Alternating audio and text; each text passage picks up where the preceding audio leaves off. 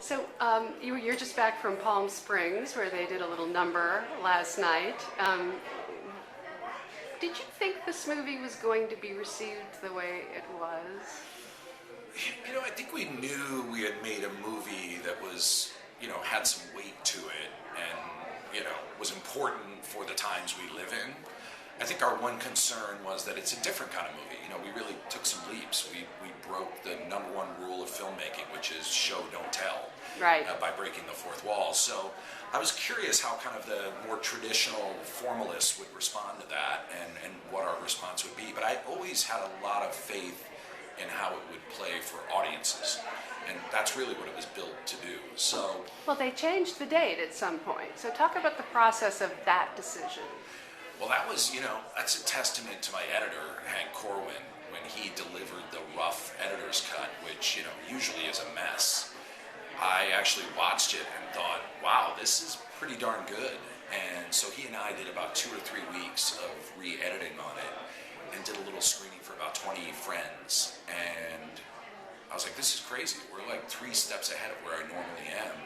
And that's when I called the studio and I said, I think you might have this ready sooner rather than later. Like, usually with movies you miss something, or there's a part you have to reshoot, or you want to kill yourself. Yeah. And in this case, I think it helped that we had vetted the script so much. So by the time we came in, we had a script we were really solid on. And well, what you were doing was a tall order. You were trying to do something very dense and very hard to ingest. And I'm fascinated by how long that script must have taken to get into shape. How long did it take? It was probably a process. I think I wrote the first draft in 2 months, and then there were about 3 or 4 other drafts, and I have a little group of 5 people that I trust, including my wife. And then Plan B gives really smart notes. And Plan B was right away excited by it. When I had the breaking the fourth wall and the explainers, they loved it. So where was the question of your ability to direct this, which seems to where did those questions come from? It's funny, it never really came up. I thought it would, but when I went to Plan B and told them my perspective on the movie and what I thought it should be, they right away were thrilled and excited. And it's a credit to them. I think there's a lot of production companies that would think, oh, he's a comedy guy, he can't do this. But Plan B is not like that. They sort of get the larger picture of what you're doing. And Jeremy Kleiner and Dee Dee Gardner had always talked to me about the political undertones of our silly comedies. And they knew that I'd written for Huffington Post and had done the Broadway show with Farrell about Bush. And so they were aware of kind of my activist, or not activist, but the fact that I cared about politics in the world and issues. So they didn't even blink. And once they vouched for me, I was good. And then also I've done a bunch of movies with Paramount. We've always had a great relationship. You've had hits, too. Yeah. But on the comedy side. On the comedy side, yeah. But that's an asset here. Your ability to entertain was terribly important. Imagine what this would have been if it had been super serious, right? It's funny, I knew right away this couldn't be Syriana. Syriana can be Syriana. It's a great movie, but for this story, it couldn't be that, and it couldn't be The Insider. So we always talked about the fact this has to be a populist movie. It just has to. It has to connect with the audience, otherwise there's no point in making it.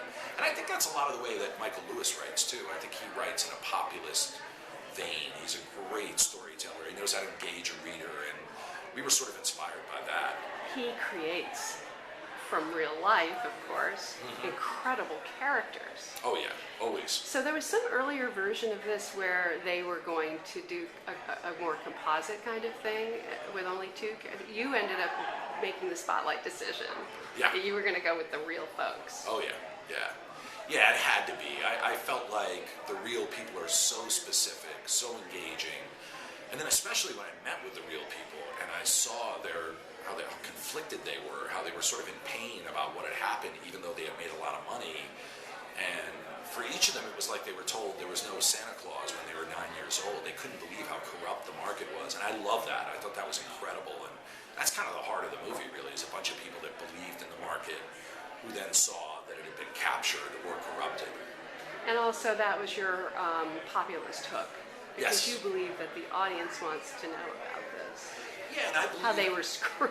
Yeah, oh God, yeah. And I believe that most people didn't know. Like me, before I started reading about this, we all just had a general sense that a housing bubble had collapsed and something had happened. And we kind of knew the banks were behind it, but it was all very vague. So that was the other big decision, was to bear down on the specifics, to not shy away from the jargon, to basically say to the audience, we think you can handle this. And they put a lot of effort into making this sound confusing and boring, but it's not, and that was probably the biggest choice we made, I think. Absolutely. So that choice included what you referenced before, breaking the wall with Margot Robbie. Incredible decision. Knowing that people know the rules. Yeah. They know the rules. Why did you think that the internet gave you permission to get away with this? In a weird way? Really interesting question. Yes, I do. I think the fact that people are so inundated with media now, and that everyone is so savvy, I don't think you could have done what we did 40 years ago, 30 years ago. It would have been jarring and off-putting. 2 years ago, 3 years ago. You might be right. You might be right. I mean, the one movie I always looked at was 24-Hour Party People, but that wasn't a big hit. But I thought it was really good. And what I noticed about that movie was when Winterbottom would break the fourth wall, it had an energy and a playfulness to it that I was like, oh, that's interesting.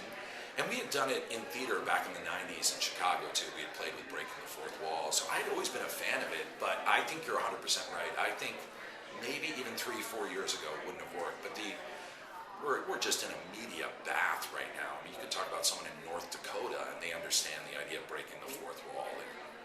I think you have an instinct also that the audience requires a certain authenticity now. So on some weird level, what you're saying, and I love this decision that you made, is I'm not faking this for you. Yeah. I'm giving you the real thing, and when I fake it, I'm going to tell you. Yeah. I love that you did that. That was one of my favorite things. I love that we got to keep in the moment where Finn Wittrock says this didn't really happen, and because we really were trying to give them the true story. But there were times with a script where you have to combine scenes, and I thought, how cool to just have someone tell you that, And even though it says based on a true story at the top, everyone walks out of the theater going, that is a true story. And we had to say based on a true story because some names changed. And So there was one key character who did not want his name used. Do you want to tell us about that? Well, there were a few. I mean, obviously anyone who didn't come off well didn't want their name in it. We weren't even going to play with that. But it was Steve Carell's character had a family tragedy, and the tragedy was so awful that the family asked me not to put it in the movie, so I had to fictionalize the tragedy. And that was it. That was the only thing I did for that story that wasn't completely true.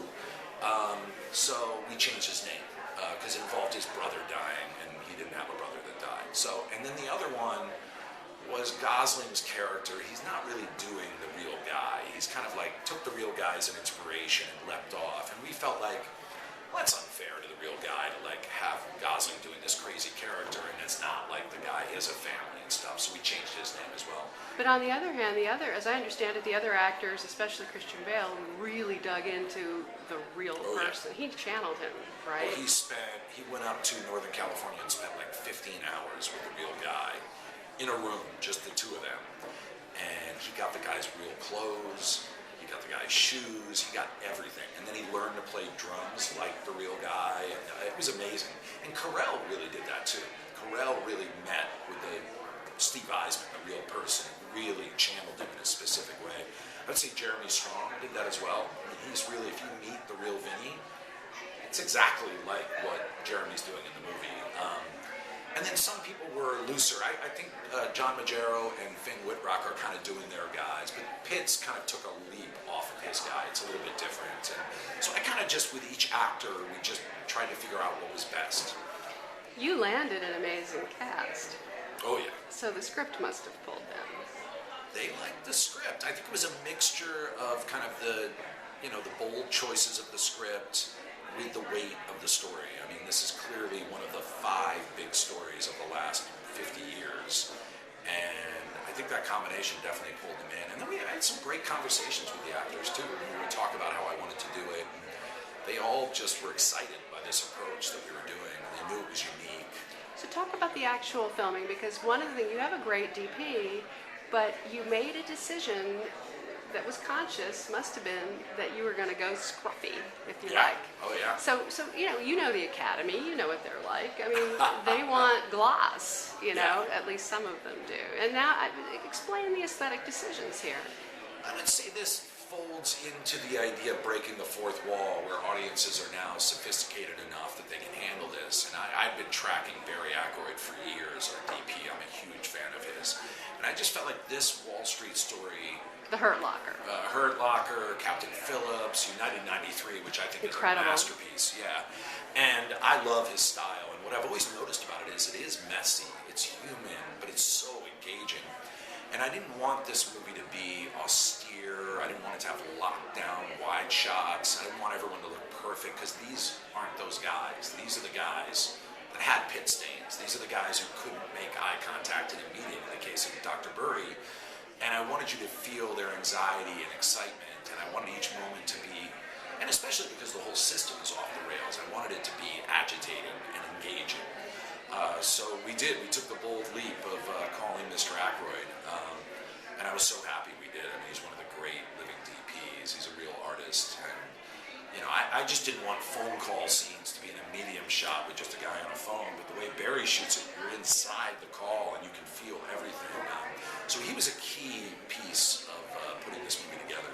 But then you get Anthony Bourdain, I mean, these are bold decisions, and it worked. It's nice when that happens. So you just saw the video and said, I'm using this, and you got permission. For what? For Anthony Bourdain. Anthony Fish Bourdain. chowder. I had read Kitchen Confidential years ago, and I loved it. And I never forgot his description of seafood stew. So he did this for you? Yeah. Oh. So I never forgot his description of seafood stew, so I wrote it in the script, but I told the producers, I go, you can't have anyone else do this, because Bourdain came up with this story, so it has to be him. And he was supposed to fly to Vietnam to, go eat scorpions or something, and our producer Kevin Messick was able to get him into New York for half a day, and we went and shot that. And but yeah, he was key. I felt like we had to have him. And the music. Tell us what your decisions were there. What choices you were making there. What did it have to accomplish for you? We had two levels of the music. We had one level which was we wanted to reflect pop culture and what Americans were paying attention to. So you were channeling the period. Yeah, the pop kind of white noise that really blasts the American consciousness. And that's where you got the Ludacris video, and that's where you got all these little clips and weird mishmashes of sounds. But then, on the other hand, we wanted a really beautiful, almost mathematical, classical score to underpin the stakes of what's going on, and the human part of it, to almost contrast the pop sounds of the movie. So we got very lucky. Plan B recommended this brilliant young composer, Nicholas Bertel, and he came in and just blew us away. And my favorite piece of his is when everyone's leaving the casino in slow motion, and you see it's like the hangover of the day after Vegas, and he wrote this piece of piano music that is just breathtaking. And then he scores the entire end of the movie, just him, two hands on a piano. And so it was really this odd balance that we found between the sort of the pop, white noise, headache-inducing culture, and then sort of the grace of human beings. We wanted both of those things to coexist. So the risk that you took paid off, but it's terribly important, it seems to me, that the studio system be open to this kind of risk-taking, because often these movies end up deadly. Yep. So what going forward, you're going to have a little more leeway. Yeah, I give a lot of credit to Paramount, to Rob Moore, Mark Evans, Brad Gray, Megan Colligan. They really leapt in with both feet on this and really believed in it in a passionate way. I can tell when a marketing department's just doing their job and when they're into it, and they're really into it. It's really cool, and they love the movie. So as far as studio experiences, I've actually been lucky. I've mostly had great studio experiences. It was really kind of gave me a lot of hope to see a studio get behind something like this and really feel proud about it. And what it really reminds you is like, yes, a lot of the studios are owned by corporations, but bottom line is people want to do stuff that matters, and you still see that in play with a case like this, or 12 Years a Slave, or these movies that get made. So as much as the number is the bottom line, there's still room for the other thing. And I also think they've gotten very smart where these awards movies can make money and can really make an impact. And I was very, knock on wood, I was very happy to see the movie play so well in its first sort of, we released half, like 1,500 screens, and it's been playing really well. So yeah, The numbers are good. Yeah. So what's the next project for you? I keep coming back to climate change, but it's so hard to crack. I mean, I'm a believer that whatever movie you do, it has to be engaging, exciting. It has to be, it's got to be a movie. It's got to be something you have your popcorn and you're into it. And that's a hard subject. So I'm kicking that around. I have an idea with Will Ferrell about immigrants, two guys who go down to protect our border from the Mexicans and end up having a completely different experience than you think they'd have. Did you see Cartel Land? I did. Yeah. Amazing. Yeah. Oh my God. So, I'm in the middle of still getting this movie out, and I've learned through the years that whatever I say I'm going to do next usually isn't what I do next, but for sure I'm hooked on this idea of doing stuff that's about now. I think there's no question about that. Yeah. Thank you.